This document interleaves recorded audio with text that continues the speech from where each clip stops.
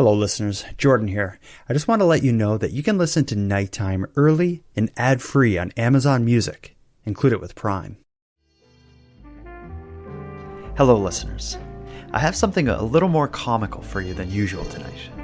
What you're going to hear is another Nighttime live episode, which is the ones that I've been recording and streaming live on YouTube every Tuesday, Thursday, and Sunday night. In this episode, I invited my good friend, The Operator, who hosts and produces a popular podcast called the 911 Calls Podcast with The Operator. On his show, he plays and tells the story about what happened before and after 911 calls. Since he was coming to my show, I wanted to try to set up something similar for him. So what I did was I took my favorite piece of audio, which is a roughly 3-minute long phone call that went viral about 10 years or so ago. It came from a call center in my hometown, and it is basically the most legendary, most epic freak-out type of thing of all time that I've ever heard. I won't set it up too much because we talk a lot about it in the episode, but basically I invited the operator on the show to talk about that call and basically just chat. It's a loose, casual conversation, more so than the typical episodes, but I think a lot of people will enjoy it, and I think a lot of people will enjoy the phone call that we play and talk about. Also, I talk about a recent crime or attempted crime that I was a victim of, which is a weird story and kind of unsettling. But we'll get to all that now. So again, thanks for joining me for another episode of the Nighttime Live series. Thanks for everyone who watched along on YouTube and asked questions. And again, thank you to everyone who included nighttime in your holiday plans by purchasing nighttime shirts and mugs and stickers and apparel. If you're interested in getting anything like that, check out nighttimepodcast.com and then click on the store. There's a whole variety of sizes, colors, and everything else to choose from. Now, let's get to the episode. You are tuned to the Nighttime Podcast, focused on the fringe of Canada.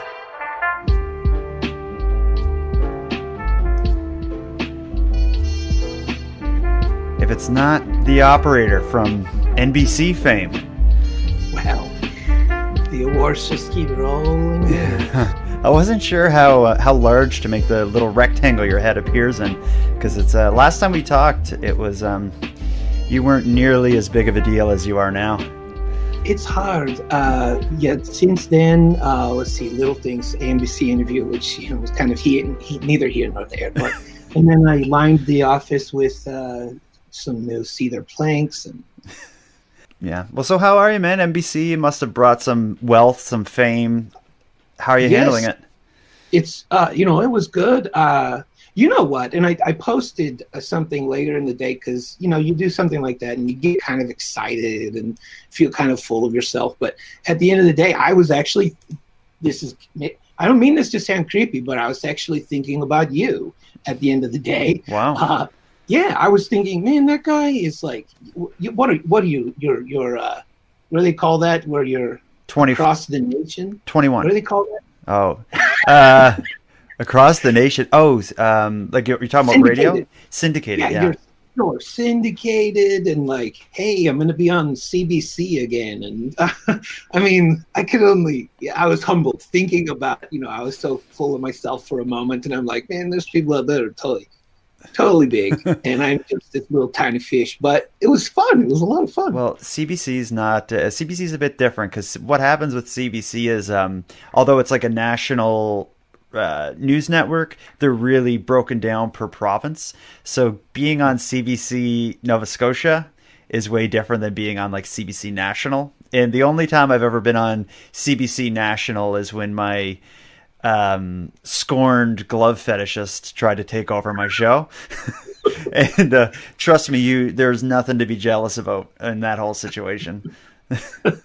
That was I was watching that with bated breath to see like how everything went played out with that. Well, okay, I should also clarify then too, if anyone that's seen me, it was on NBC LX, which is sort of new. It's their 24-hour streaming thing Oh. that they're doing. But it's in 54 markets. They said, I don't know what a market is. Maybe that's like a grocery store. And they said 24 million homes. So I don't know. That's more listeners than we have by about 24 million. So I was like, do it. Yeah, no, that's awesome, man. So it's great to see your show and your work getting some recognition, because not everyone has the guts to listen to the awful crap that you play to your listeners. Because okay, yes. So you're talking about just talking to Lou. Yeah, the banter between the 911 calls. so tiring listening to it. He's always like, "Don't worry, I'm not that drunk. Let's play." Poor guy. Yeah. Probably child. But I really feel like he's coming along. I feel like he's jogging more. I'm having an accountability video every morning. Yeah, the 911 calls podcast sensitivity training has gone a long way with him. Step number 1 for Jack was to get off the internet, where he only seems to shovel crap into his own mouth publicly. He's a special breed when it comes to the social medias. Oh, it's so funny. Look, somebody will just have the funny thing is, like, on Patreon, like, somebody will ask a question like, "Hey, how do I insert the podcast into my my podcast player?" And I'm always like, "Oh, let me tell you how to do it. Step 1, step 2." And he's like, "Why can't these people figure it out?" God love him. He's crazy. I want to ask you, and this is not the topic we came here to discuss, but it's something that's weighing on me pretty heavy today. So sure. I want to ask you if you've ever been a victim of crime, be it minor crime or serious crime. So in your life, I know you're a tough guy and you're a badass. You probably don't get messed with a lot. But has there ever been a situation where you fell victim to one of the types of crimes that you would cover on your show?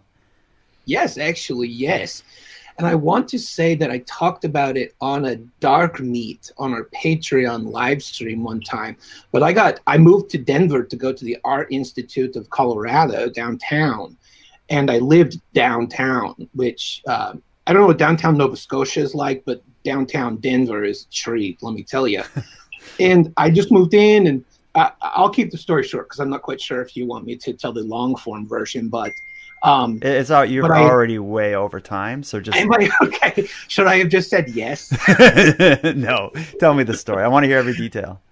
All right, so I moved in downtown, and I lived like downtown, and I was 2 blocks from the school, and lived in this like one studio apartment, and my mother came down. She staged my whole apartment for me. It was great. I had bleached hair at the time, and I looked different. This was in the days, I don't know if you remember electronics from back in the late 1900s, but I had like a zip drive at the time, like all these. I was a nerd, right? Mm-hmm. And can you hear that dinging? Can you hear that? That's awful, yeah. Dude, that's my son. I'm gonna murder him. No, don't. We're streaming. You can't talk about that. Okay, I won't talk. Okay. You're gonna just have a stern talk. I'll just say stop. Angry face emoji. Okay. It was like, "Dad, I'm supposed to take out 3-leaf bags or 4-leaf bags for the garbage." I'm like, "Stop talking to me. And I'm on the phone with someone famous." Anyway, so I'm downtown, and you move anywhere. I was like, I need to find a grocery store and like a laundromat and all that. So I left the apartment with the backpack on, with my zip drive in it and a bunch of electronics. Like I'm gonna brag on the corner, like, "Hey, look what I've got." And I walked all around, found my grocery store and everything, and I was maybe 3-4 blocks away from home. I thought, I should head back. So I crossed the street, and out of the corner of my eye, I see these group of guys across the street. Down the road, and didn't really think anything of it. And then 2 of them showed up on the side of me. One was black and one was white. Coats colors. I don't know what color their skin is. I don't really pay attention to those things. Love is love. But their coats. One was black, one was white. I remember that. And one guy says to me, he says, "Hey, do you have any weed?" And I said, "No." And I kept walking, and then the other guy says, "Do you got a gun?" And I said, No. And then they proceeded to punch the face part of me with a bar in their hand and punched me. I fell forward and I got up and I just said, "You hit the wrong guy." And they're like, "What are you talking about?" And I was like, "Look behind me, like 2 blocks. You see a dark car parked on the side of the road. Have you ever heard of the witness relocation program?" And I stopped them long enough to tell them that I got murdered in Washington. My family got murdered in Washington, D.C. I had been relocated to Denver.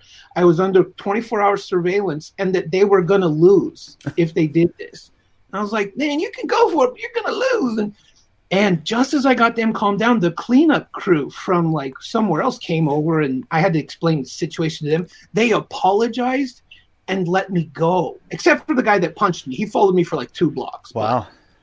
Boy, I was lucky. Any bumps or bruises that stuck with you? Like you got scars from this? Yeah, well, not from that. I broke my neck in 2012 in a mountain biking accident down a double black diamond ski run in the summertime. And I broke my back in 2007. But both of those were just normal, extreme activities, not really a crime. Well, the reason I ask all this is something happened to me today, sadly. This is real life. I was the victim of the most generic criminal I've ever seen. So you got the stream in front of you there. Luckily, I've captured the whole thing on film. I'm telling the honest truth. So here's what went down. So first thing this morning, I woke up. It was probably 7 o'clock, and my wife is like, "Jordan, like check we have a Ring video doorbell." You know what they are. You've already said Ring. So it films any motion or anything outside my house.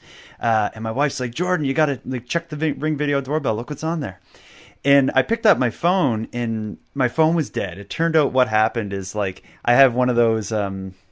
You lay your phone on it without plugging it in, and it charges. But the thing never really works well, so my phone just died overnight. And that becomes a point because I'm so mad that my phone didn't buzz in the middle of the night when this happened. But anyway. I told my wife my phone's not working, it's dead, and she gave me her phone, and on my Ring video doorbell it managed to capture the most stereotypical generic criminal victimizing my family. If you can see the stream, check this out. Okay. So what you see, I can't help but laugh. What you see is a man in shorts in a balaclava. He comes around under my car. That's my carport, and that's my vehicle right there. So I have it on a loop. So if you didn't get him good the first time, what he does is he just sneaks up with a balaclava on, checks my doors. Fortunately, I'm the most anal guy. Every night before I go to bed, I lock my doors of my car like 10 times. So I think he just came in, and what probably happened, he fled pretty quickly there. He just checked the door and walked off. But the Ring video doorbell, when it senses motion, it makes like a chimey sound, like dee-dee-dee-dee. So he probably heard it and was like, "Oh shit, gotta go." But if I had been awake, my phone would have made the sound, and I'm a light sleeper. I would have been... we probably would have had to postpone tonight's episode because I probably would have got my ass kicked in my driveway by this guy. That's confidence for you. Yeah, that is exactly what would have happened. But it's weird to see that happening in your driveway, right outside my house, because it's like the door, like where the doorbell that's filming that is the door into my home where me and my kids sleep. So it's kind of weird, but. What I find funny about it is just how, like, if you drew a criminal as a child, that's like kind of what you would draw, and it's but like an anyway, idiot criminal. That's just a real idiot. On But luckily he didn't get in, and it's funny because my car, it was actually broken into about this time 2 years ago. What ended up happening was it's probably like October 15th, let's say. And the only thing I had in the car of value was earlier in the day that it got broken into, I went to like Walmart and got all my stuff to give away for Halloween. So I had like 4 big boxes of chips in the trunk. And we get up the next morning and we go to get in the car and to go to work. And my wife's like, "Whoa, like we must have left the trunk open, because the trunk was just popped open a little bit. And then I'm like, oh, that's weird. And I shut it. And then we sat in the car and we're like, whoa, we must have left the glove box open and all the papers fell out. And then it was at that point, we're just both like, oh my God, like our car got broken into. So, and that's Did when they take it? yeah. And that's when I realized the chips are gone. I'm like, the chips are gone. So it was four boxes of like 50 bags of chips. So I can only imagine like two 17-year-olds breaking into cars are like, we hit jackpot. Jackpot. Okay, that I'm glad you said that last part, because I was like, I don't know how things go in Nova Scotia, but I could just see you like, and here you go. Here's a handful of Ruffles for you, boy. And here, I could just see you like reaching into a bag of chips and just putting like unprotected chips in a kid's like Halloween. No, so no. these are individually packaged. Yeah. You know what I'm talking about. Like, it's a big cardboard box with like 50 individual little bags of chips. Okay. But either way, if I had the Ring video doorbell then, you would have seen someone leaving with, like, those boxes are huge. They're not heavy, but they're just big. It's like the size of a mattress if you took the 4 big boxes of it. But anyway, that's what happened today. Someone walked up to my car in a balaclava. I'm so sorry that happened. Do you know? So, looking at this stream, I'm going to wager to say that guy didn't get specially dressed for his genius heist. I'll bet you money that guy's wearing that outfit right now. You could probably find him pretty easy. If I see a guy with shorts, a North Face jacket, and one of those balaclavas, someone in the chat's criticizing the word balaclava. That's what those things are called, right? Where it's like it's like a winter hat that goes over your whole face so you just see your eyes. Yes. That's what we call them here. You guys call toques, and we call them beanies. But balaclava, yeah, that's universal. I'm pretty sure. I don't know what else anyone would call that. Beanie's slightly different, because like a toque generally where it comes down like near your eyes and ears or whatever, it folds up, like it folds over, and then the toque also has like the ball on top. Where I would call a beanie the one that's just like kind of tight all around your head. No fold, like a skull cap kind. Okay. Yeah, like a winter skull cap.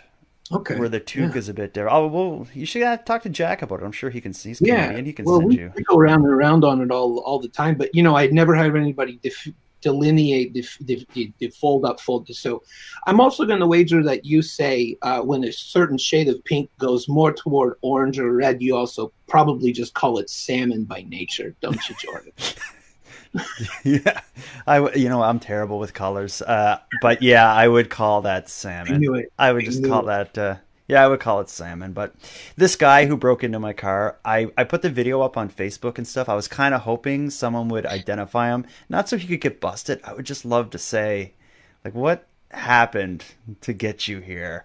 I'm thinking it's like a mix between like the pandemic, Christmas is coming, and probably like, I don't know, meth kind of situation, like some dark stuff going on. But it's there's tough times here in Nova Scotia for a lot of people. I'm sure it's the same where you are. It's highs and lows. What's are you able to say where you are? I know you keep it pretty private, but which state are you in, or are you in a state? Well, I presume that I presume that we're talking to an audience of less than a million. Last time it was 24 million. So I didn't want to. No. This is just a subtle step down from NBC. Yes, I split my time between the Antarctic region and Idaho. Okay, so what would be the industry in Idaho? Like where you grew up, when you were in high school and you were going to get a job, where was it that you found work? Well, downtown Boise is actually quite large. I think it's 500,000 people now. But yeah, I mean, there's a sizable amount of agricultural the further out you get. I personally, I have 5-acre farm with we board horses sometimes and stuff. So I try to keep it real. Yeah. But yeah, most of your industries are here. Like HP has a giant facility here. Amazon has a distribution center. I mean, it's kind of fun fact to know and share. Boise is the most remote metropolitan in the United States, distance from other metropolitans. Yeah, it's the most. I didn't know that. No, I didn't know that either. In Nova Scotia, especially in Cape Breton, where the part of Nova Scotia I'm from, the history is that once upon a time there was a massive steel plant, and everybody who lived in the city I grew up in worked at that steel plant. Then at some point in like the late 70s, early 80s, China began making steel cheaper than the plant that carried the town I lived in. So the plant that carried the town I lived in shut down, and industry was pretty much somewhere between like tourism and unemployment and breaking into cars like this fella did. What was of all the jobs you had growing up, and this is going to be a segue into what I'm so excited to play for you. What was your worst job ever? I laid carpet for a week. Ooh. I was a dish dog at a gourmet restaurant, and I worked at a custom men's clothier. My job was to walk around behind the C-level clientele who would come in and just like, when they're looking at ties that are all ornately, laid on the table, they just kind of do what a 3-year-old does when you walk through the cereal aisle, and they just hold their arm out and then just that's how they sort through ties. So, ties are everywhere, and they think I'm their assistant, and it was a nightmare. I've had a handful of jobs that I hated. I worked with Mike Boudet at one point.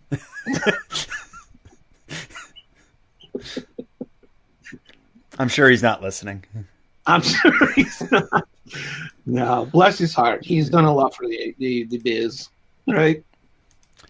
Yeah. Moving on.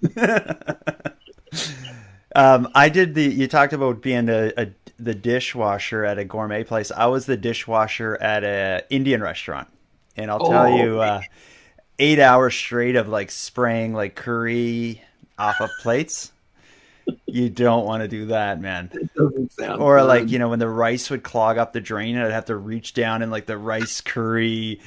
Oh man. I only lasted a couple shifts on it, but it was where I grew up in Cape Breton, as I talked about there, it was the unemployment rate was nuts. Where I grew up, we had the highest unemployment rate, highest cancer rate, and highest teen pregnancy rate in all of Canada. It was really? Yeah, they were it all was related? I think so, because we had a lot of cultural problems going on at the time, and if you could get any job, you were like quickly became somebody in the community. And I got a job when I was like 17 or 18, working part-time at McDonald's, and I honestly thought like I had it figured out. I would earn enough in a week to go out like Friday night with my friends with like money to buy cigarettes and beer, which was a really big deal for me in 1996 or whatever that was. Sure. But but you weren't one of the ones contributing to the cancer or teen pregnancy. You might, now that I think about it, I think there are some dots you could connect there. You probably had some very extremely fertile cancer people with cancer in your town. That's how you connect the dots between the pregnancy rate and the high cancer. I'm pretty sure I just figured it out. I think you solved it. Where were you when my community was crumbling? Probably working as a dishwasher. You were washing dishes in Boise. Well, we had our cancer rate was due to, I mentioned that steel plant. Now get this. This sounds like something I've made up, but this is completely true. We had in the center of downtown, the town I grew up in is called Sydney. In the center of town was this massive steel plant. And all the wastewater that came on the steel from the steel manufacturing had to go somewhere. And there was a large lake also downtown that once upon a time people would swim in, and it was kind of like a beach sort of scene. They decided to run the wastewater from the steel plant into this massive lake that was downtown.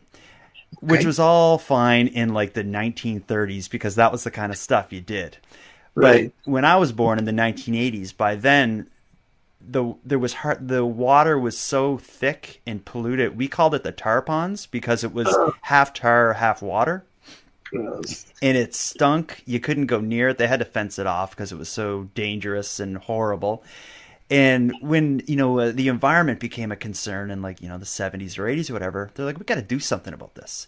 So what they did was they built a massive incinerator. And the plan was we'll scoop the tar from it, bring it to the incinerator and burn it and ship off the ash.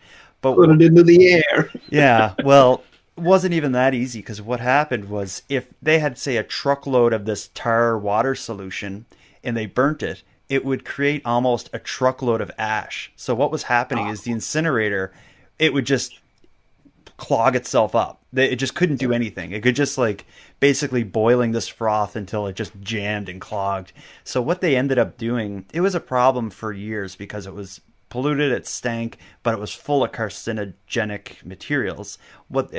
Hence the cancer rate. The people who lived closer to this tar pond were the cancer rate there was just nuts. It was like Chernobyl. But what they ended up doing was they dug out underneath it and put like a big plastic or rubber kind of mat, and then they laid like a plastic bag over it and backfilled the whole thing. So now in the center of the town I'm from, there's this really nice park with a playground, and they had Aerosmith played a concert there to open the park. But underneath that park is the tar ponds, still wrapped in a large plastic bag. Speaking of Chernobyl, they did that with Chernobyl too. Not too long ago, they're like, oh, the radiation's leaking out. So they created like this gigantic, immense, like McDonald's M out of cement, and they put it on the top of it, and it's supposed to keep all the radiation. So yeah, I mean, it sounds like they just were running off the same playbook, really. Yeah, and it's and ever since that happened, there's been no work in my community until maybe 15 years ago. We've got the tremendous call center industry came into our community. So it seems like where I'm from, if you have a job, it's either tourism related, because sadly it's the most beautiful place in Canada, Cape Breton Island, where I'm from, but culturally it's a wasteland. Okay. So we got some tourism that goes down, but more than that, it's everybody works at call centers.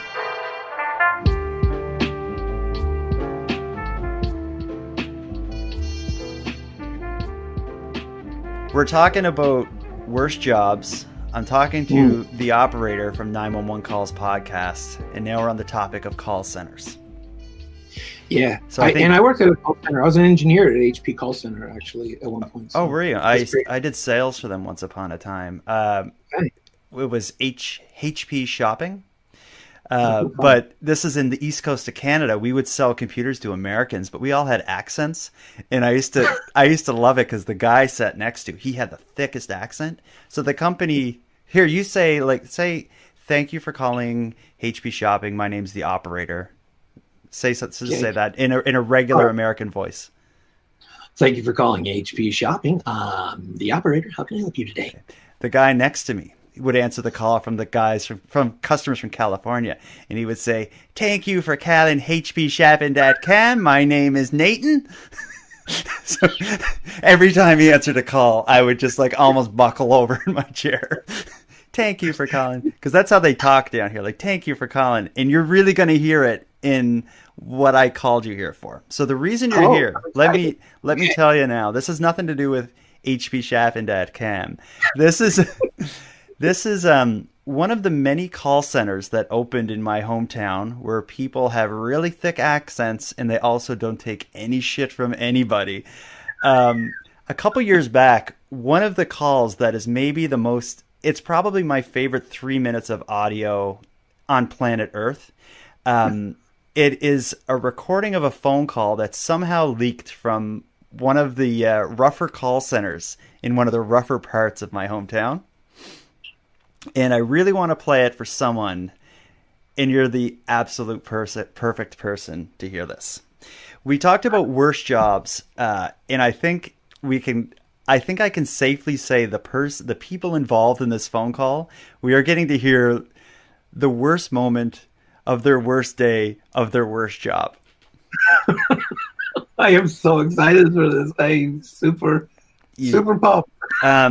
And I'm not even overselling it. Like, it's better than I'm even making it sound. So what we're going to hear, I'm just going to set it up a little bit. There's still quite a bit of mystery about this call, but what we are going to hear is a call between two people who loosely work for the same company. It's like a internet television kind of company, like provider, internet service provider. Like, I think in the States is Shaw the big one. I don't know the names of them, but anyway, every area has their own place where you go and get your TV and internet and telephone from.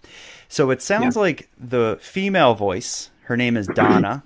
She works in the call center in Cape Breton, and installers from across Canada will call her to get her to activate a customer's television and internet. Okay?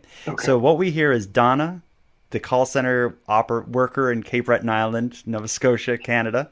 And then we hear Victor, who's calling her from Ontario to set up a customer's home phone. You ready for this? Okay. So the call starts. I broke it up into a few sections because I'm going to copy your style just so you feel at home here. So here's how it starts, and it starts pretty calmly. Hi, thank you for calling. My name is Donna. Can I have your first and last name, please? Yeah, my first name is Victor, Victor. Victor? Yeah, and the last name is... And is this residential or Soho? Residential, Okay. Is there high-speed internet in the home? Yes. Cable or DSL? Cable. Can I have the postal code, please? Okay, what's the phone number? And what's your customer selecting for their products? They have selected, call display and call waiting. Call display and call waiting. Yeah. And what's the long distance plan? Smart plan. Smart plan. And what did you offer your customer for promotion? $10 off per month for 4 months. Are they an existing customer? They're existing customer, but they have free cable because they bought a new home for 2 months. Say that a little slower, Victor. They got the cable and the internet because they got a new home. They got 2 months free. So still they are under 2 months free promotion. Oh, yeah. Okay. And did you go over the activation checklist with your customer? Yes, and I handed over a copy also. So far pretty uneventful.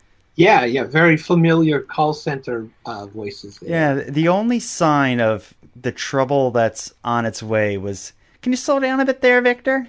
You heard her say that when they got the free internet. But but yeah, that's kind of the setup, and you kind of learn their roles in that section of the call. You can hear that Victor is calling to get Donna at the call center to set up the home phone and television, and she's asking some basic procedural questions. Did you go over the checklist? Residential or whatever. So far, there's not a lot to say. Right. You've probably called places and had interactions like this. The only thing really unique about this, I suppose, is that they're both sort of working in some capacity for the same company. Neither of them are a customer. Right. Yeah. When you can kind of tell, I was impressed actually. 'Cause I forgot for a second that the guy was working for the same company because he had every answer she asked about. But okay, now it makes sense because they were working for the same company. Okay. Yeah, but they're working for the same company. But I could never figure out exactly whose responsibility was what. But pretty soon we're going to see that there is a power struggle brewing here. I'm going to play the next section, and it's going to we're going to see the slow decline. Again, I don't know if you saw the cover art, but this episode, I've called it Donna and Victor's very ugly or very big and very ugly disagreement. We're going to hear them begin to disagree. And they're not moving over the next 2 weeks, are they? No. Okay. The customer is aware of the 2 pieces of identification? Yes. I called before, and at that time the customer was with me, at the mall. So they said when he goes back home, you call him because we like to talk on his home phone number. I said, fine. So where are you at the mall, are you? At the Shoppers World Mall in Brampton. Oh, yeah. And where's your customer? And the customer was here, they signed everything, and now they went home, We don't do 3-way calls anymore, Victor. We're not allowed. So then how are you going to do it when the customer was here, they said we want the customer to be home because he didn't have voicemail, Okay, you have to be in the customer's home. You can't be in a mall setting up a customer for home phone service. No, but this is a Rogers kiosk, It's a Rogers what? This is a Rogers kiosk. It's a Rogers kiosk. Yeah.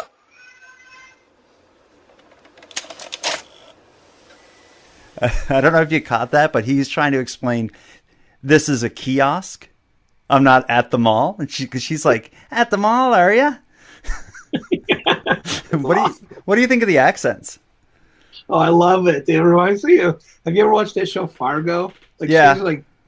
she's got the Fargo thing going on. At least that's the U.S. version. So. Yeah, no, that And is. he's classic. He's got the standard. I believe that's Los Angeles accent he has. I don't know about that. He says I'm in Brampton, which is in Ontario. I would say her accent is where I'm from. That is like our version of Karen. You know, like Karen, the internet kind of mad person. The voice that she has when I grew up. If you heard that accent, you know, you were in for someone who was ready to throw down. And Someone was about to say your middle name. yeah, and she's so quick with them too. She's so sharp. Like we're not we can't do three-way calls anymore, Victor. We're not allowed. Like the way she says that, I loved it. And I can make fun of that accent because I had it before I over years of working jobs where I had to talk to people in the U.S. or across Canada. I slowly had my accent kind of chopped away until I'm as neutral as I've ever been in terms of accent, but. If you heard, I commend you. It's not bad. I there are a handful of times where I, like her, want to say, Jordan, can you say that again? I couldn't quite figure out what you were talking about.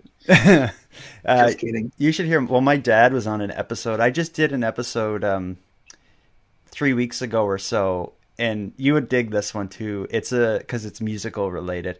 When I was a kid growing up in the town that this call was coming from, probably 8 or 9 years old, our local celebrity was this man named Chicky McPhee.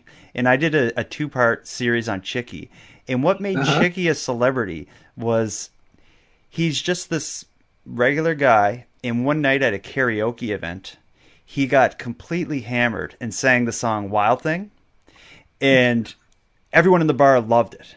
The next weekend, Chicky's there. So everyone's buying him drinks and they're like, sing Wild Thing. He goes on stage. He can't sing at all. He's hammered, sings Wild Thing. Everybody loves it. So they start telling people. So at karaoke the next week, you know, there's a lineup outside and Chicky's in there, you know, so everyone knows he's going to sing. And it got so big that when I was 8 or 9, everybody had shirts. They said, I heart Chicky. And they would send TV crews to the karaoke and they would broadcast his performances live on our community TV channel. And so, and when you hear this guy, it's like the thick, you can hardly make him out. He's just like, Wild Thing. And the bar is going nuts. And I have videos of him. People are lifting him up onto the stage. The band plays because it was like a live band karaoke. He'd sing Wild Thing. And I have the video where they push him onto the stage to sing. And then at the end of the song, he falls off the stage. But, so that's the kind of place we're dealing with here. But anyway, this is not a Chicky McPhee story.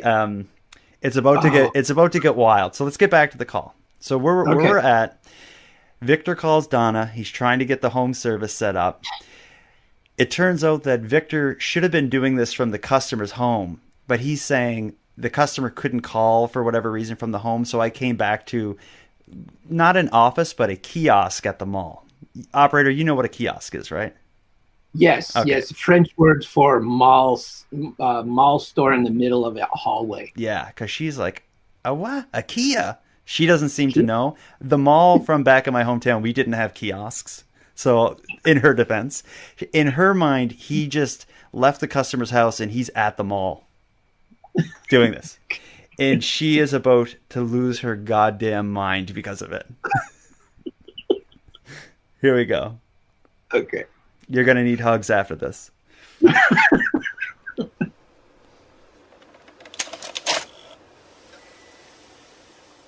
Sister, I can't hook up anybody that is not home and you're not face-to-face with the customer.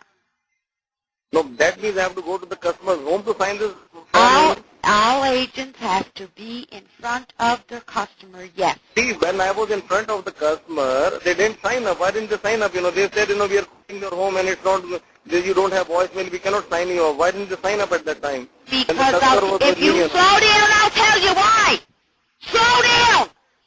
No, you are not supposed to scream on that, you are paid for this thing, Yeah, it's all right. Free, You're not supposed to scream on that, You listen to me for a minute.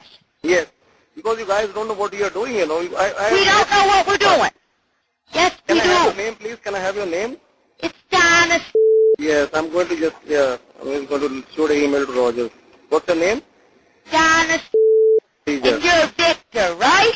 Yes. See, the Yeah, the reason is case that is being you have to listen pulled. to me right now. You have to listen to me. The customer was here, right? No, the customer's not there, and I'm not hooking you up with home phone So, but service. he was here, then why did you refuse that? Somebody refused that you have to be home with the customer. It was here at the mall. And he was in front of me, They didn't sign Will you listen me. to me? Will you listen to me? Yes. Okay. They have to be in their home. You have to be in their home. If there is nobody in the home to verify they live there, we cannot hook them up. We cannot go through with the application. Why do you people have to keep arguing with us here in the office? Okay. Okay? I am Okay. terminating the call. Have a great night. Okay.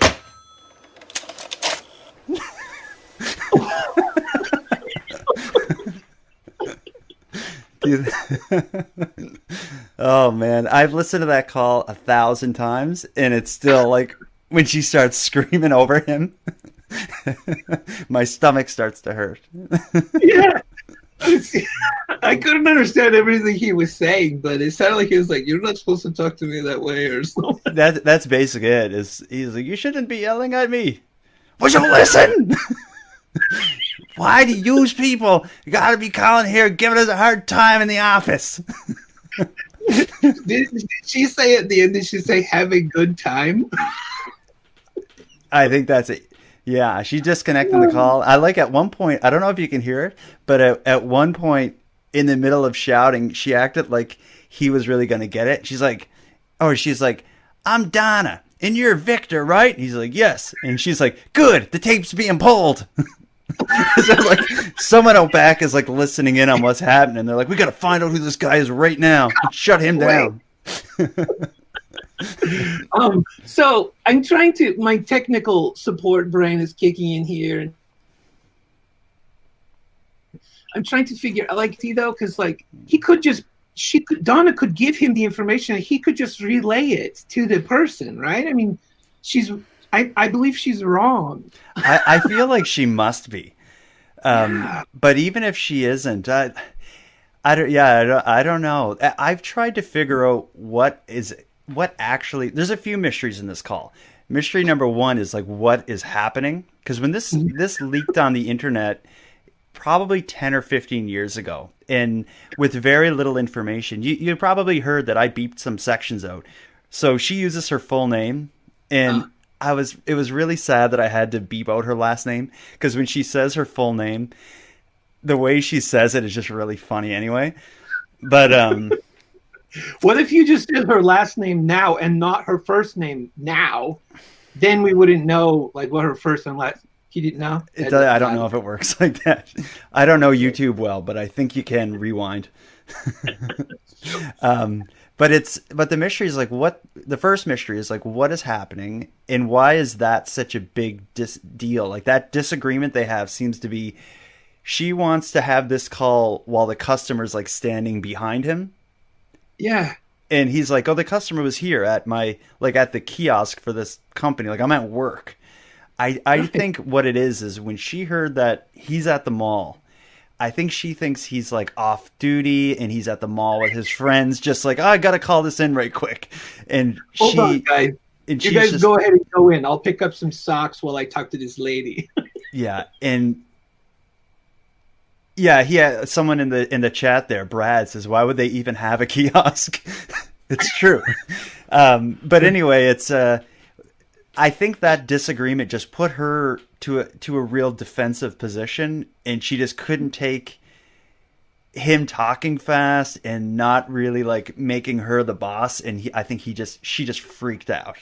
I also heard that, I don't know if this is true, I heard this was her last shift. Yeah, we've had a couple of those last shifters on 911. Yeah, exactly. But I think this was not planned to be her last shift. I think this call was like, this made it her last shift. And I don't know if she chose to leave or like what happened, but unless she was the only person in that office, in that call center, I'm sure every other person was standing up being like, what the hell is Donna doing? Would you listen to me? Oh my God. To this day, Donna probably says it like some scorned ex-girlfriend where she's like, no, I broke up with them. I broke up with that was me that did it. Yeah, and then they like hit play on the tape and like, Donna, we all know. But what do you think of this? The question I always have is like, how did this even get out, this phone call? Yeah, I know how that gets out. Speaking of HP, we had, their customer service, you're always recording the calls. And so in training, they're always like, don't do this.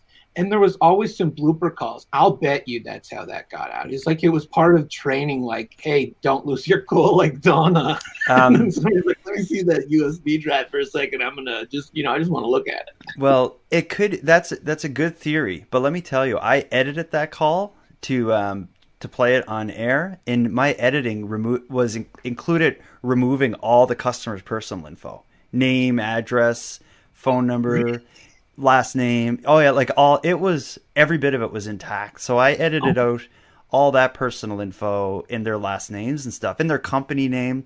So I don't think that's what it is, but because it's WikiLeaks. I don't know. Maybe WikiLeaks.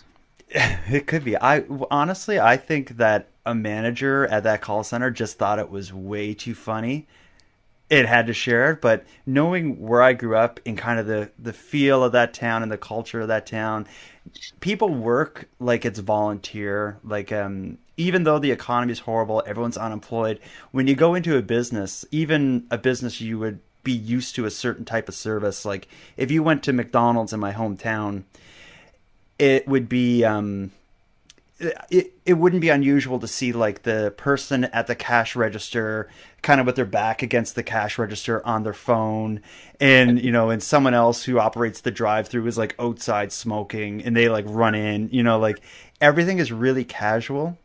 Yeah. So I could see like a manager at an office version of being on the phone at your while you're on duty at McDonald's would be kind of similar to taking this hilarious call and passing it around. Because what ended up happening, maybe 10 or 15 years ago, when this call first came out, call centers in my hometown were a big thing. Everybody was working at them and getting fired and getting hired and all this. And somebody got this call and it spread around everybody in that town. So this person in the call, Donna, became kind of a celebrity. And I think I've never met her, but I would love to, and I think I'd recognize her voice if she shouted at me. Oh, I would. I think so. I think you're onto something there. Because manager level at a call center probably was manager level at a steel mill a couple months before. So, they're pretty hard-edged people, and I'm sure they were like... Objectively, it's a funny call. I'm going to put it on YouTube. Exactly. But this is a bit different than what you usually listen to on 911 calls. So I tried to add the criminal element by telling you about my broken-in car. So I think if you or my attempted break-in of my car, I think if you took everything we've done so far and just boiled the whole thing, it would end up somewhere like what you do. Yeah, so, it's right on par. Might even make it a new dark call. You never know. Yeah, Donna would be a good fit for a dark call. Oh, Donna, man, I could do a lot with Donna if I could get her phone number. Oh, I'd love to call her. Because I have a feeling Donna's the type that she doesn't turn it off. Like, I think she's always, the way you heard her on that call, it probably doesn't take much to get her right there. No, yeah, yeah. Before you know it, she's saying something racist and Ooh, yeah. or just off color enough, and then she excuses it by saying, "Well, that's what my parents told me. That's how I was raised." There was a few points in the call where I was kind of waiting for it to get there because she was really annoyed with how quick he was talking. Yes. And although nothing happened to really say like that's where it was going, but I got that vibe at a few points. Yeah, I think that guy checked a couple boxes for her, for sure. But I think if she did get fired, I think it's probably good for her to not have that position because I think you take some years off your life screaming at people like that every so often. She loses that job. What she goes back to working at the sledge farm at the lake, right? Is that the tar ponds. The tar ponds. We used to go. Just one anecdote about that. I grew up like skateboarding a lot, and the best spot to skateboard in my town was very close to the tar ponds. So we'd smell it all the time. But our the big game we would play in the winter. The tar would be more so on the bottom, the water would be on top. So in the winter, it would freeze over, and we used to dare each other to try to get across it, and we'd run across it, and slipping and sliding. But I had a buddy who fell in, and he fell in like up to broke through the ice, only went to like maybe his waist. He's crawling out. We pulled him out, and true to like the structure of the tar ponds, his like upper body was soaked, and his shoes had like, it wasn't mud, it was literally like thicker than tar, just horrific black sludge. You would never have washed it off. If you pressure washed what was on his shoes, the water would just beat up and splash back in your face with the shoe just untouched. You should follow up with that guy. I'll bet you money if it's anything like other tar pits, his feet probably haven't aged at all. Imagine that. He's still wearing the shoes. He's like, it's amazing. They're perfect. But yeah. Anyway, so that's the whole call I got for you. What is your takeaway on this? Do you want to go see Cape Breton and maybe visit one of these call centers? Does this seem the kind of place you'd want to be? Oh yeah, for sure. I would go if somebody would tell me where they keep their backups of the calls, because I would start a whole nother podcast. And honestly, if you could, that would be a gold mine. That area, it's so wild. If you could get even just a day's worth of calls from that call center, especially in this era, oh man, I would listen to that. You know what's funny about it? Having worked in you know that. When you're somebody calling into that phone, when they say, let me put you on hold for a second, you can't hear them, but the recording is still recording everything from their end. So every question they're asking a manager or any dissing they're doing of the person on the call, that's all on those recordings. So those would be gold. Oh, now I feel like I should try to find some.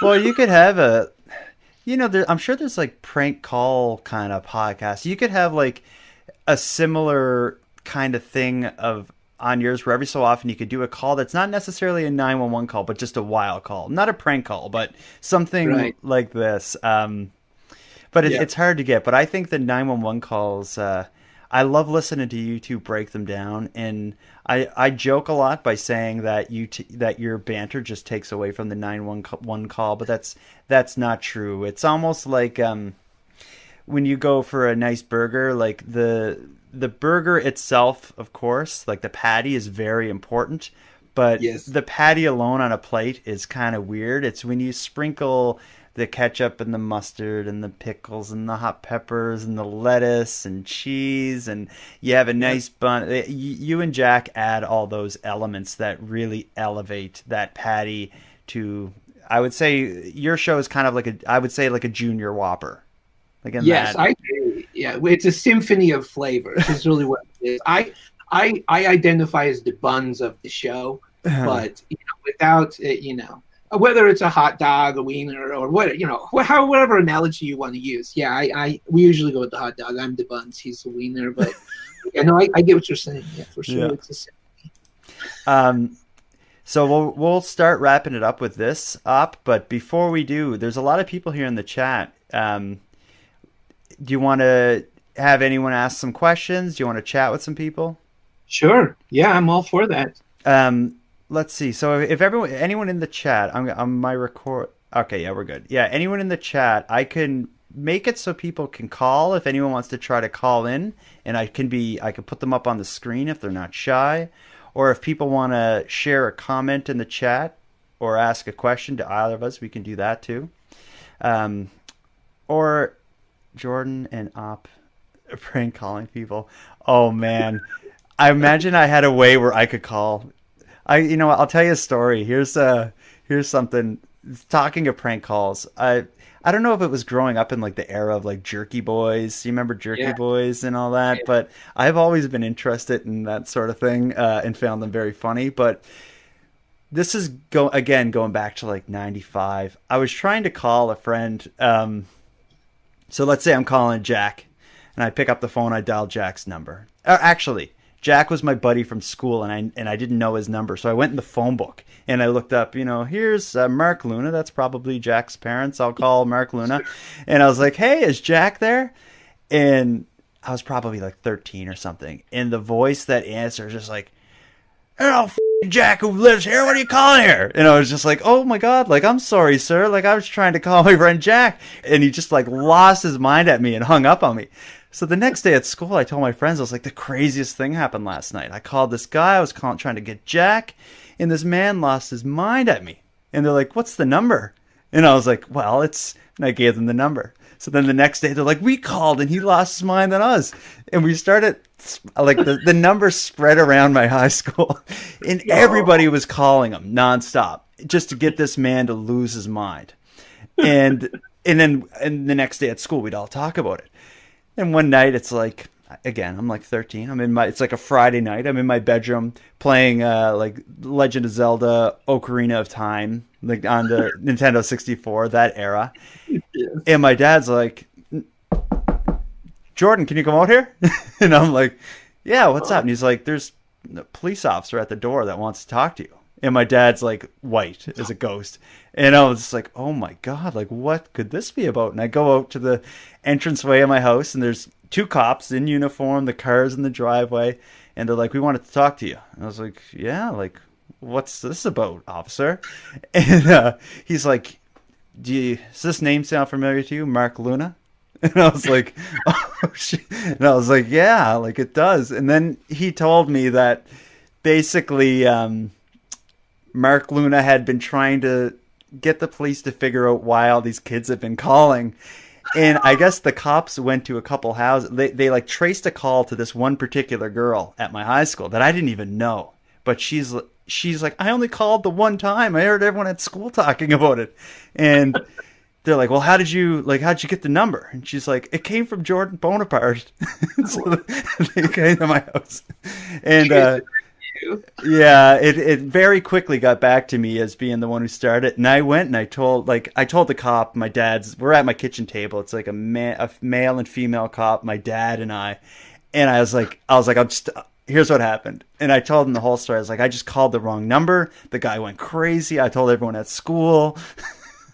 And nothing happened. But anyway, if you want to start a prank call podcast, I'm in.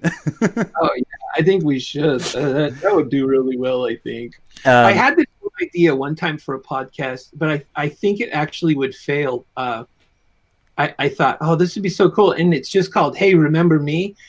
And it's a podcast where you get somebody whose life was like altered because of somebody else, like a boss that ruined their life, or a guy that, hit and run, and so you'd have all these people giving you all the content because they would just submit all. They're like, "Hey, my ex mother-in-law has no idea that she ruined my life when I walked in on her and the mailman," and then you get them both on the show. But I think it might be really kind of heavy lifting. So I'm still on the line for the next show. I was when you said, "Hey, you remember me?" I thought it was going to be a show where you called people and you're like, you look up their name in the phone book, Jack Luna, and you're like, call. I'm like, "Hey, Jack, you remember me, man? It's Jordan we used to work together."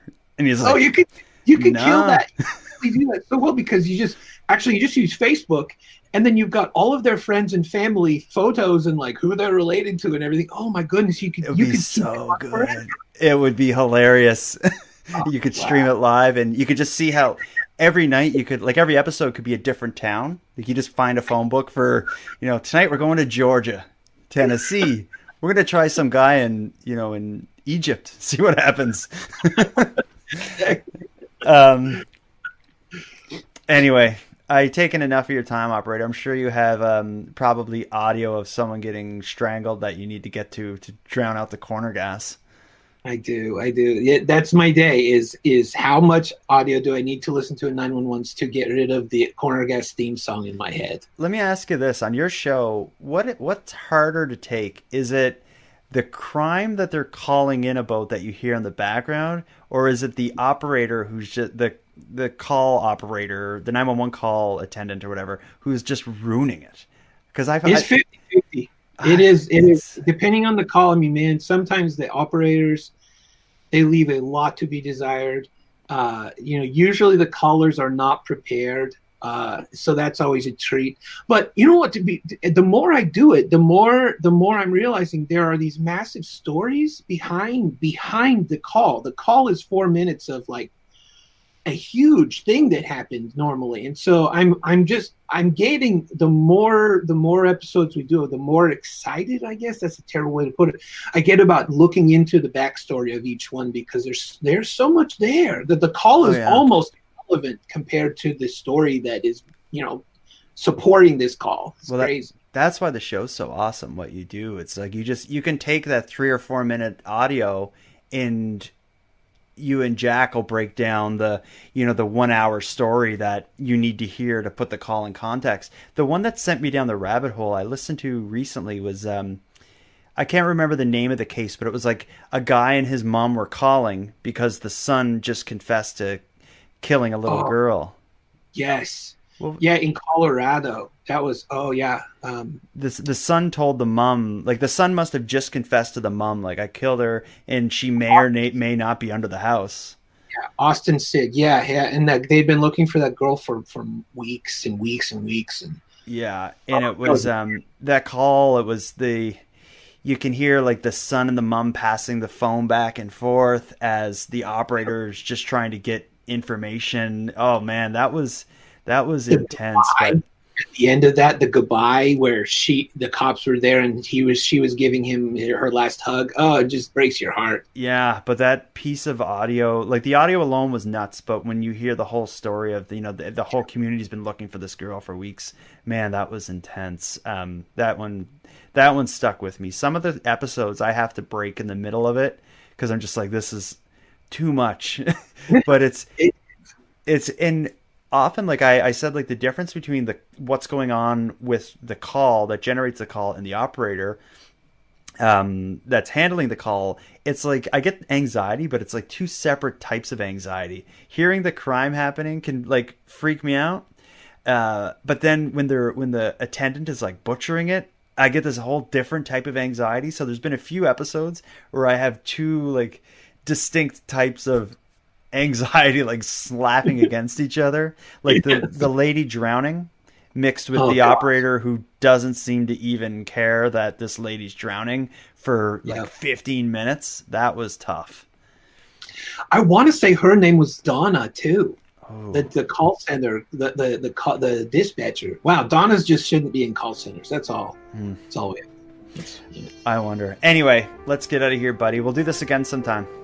Hey, thanks so much. This was so much fun, and I'm gonna put this as an award on my shelf along with the little tiny NBC one. All right, buddy. This has been a blast. Thank you so much.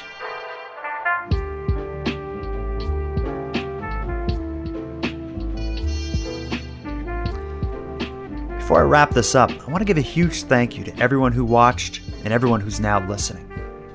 Without your interest and your support, Nighttime would be both pointless and impossible. But having said that, keeping the show alive has been and still is an uphill battle. And if you want to help take a bit of the weight off the show's back, the easiest way to do it is by subscribing to the premium feed. Not only will it help make the show possible, It'll give you more of each topic than you're going to find here in the free feed. For example, after the release of this episode, there's going to be an additional 25 minutes of audio added only to the premium feed, in which the operator and I take questions from the live stream's audience. You can subscribe to the premium feed at patreon.com/nighttimepodcast. And since I brought up the premium feed, let me thank the newest subscribers. Megan, Monica, and Melissa. Thank you all for your generous support. And for anyone else who'd like to support the show but can't help financially, you can give me a big hand by simply liking and sharing the episodes on social media. And if you have any story ideas or if you want to give feedback on the show, you can find me at nighttimepodcast.com/contact. Also, I'm on social media, Facebook, Twitter, and Instagram, using the handle NighttimePod. So with all that said, until next time, take care of each other, hug your loved ones tight, and let me know if you see anything weird.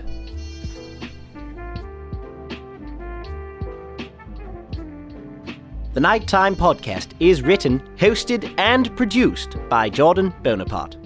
Copyright Jordan Bonaparte.